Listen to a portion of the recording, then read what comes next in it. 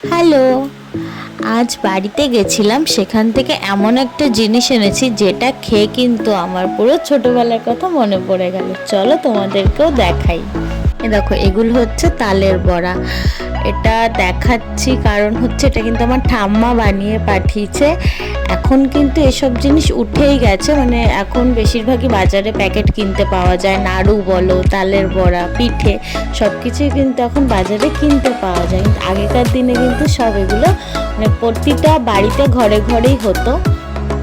তো আর ঠাম্মা দিদিমার হাতে হলে তো কোনো কথাই নেই, সেটা আরও স্পেশাল হয়ে যায়।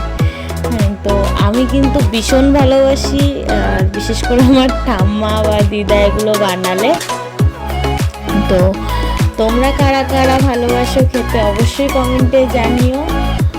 দেখো, আমরা এখন বানালেও অতটা হয়তো ভালো হবে না এদের মতন, এদের হাতে আলাদাই জাদু আছে। কিন্তু তোমাদের সাথে আজকে এটা শেয়ার করলাম। টাটা, দেখা হচ্ছে নেক্সট ব্লগে।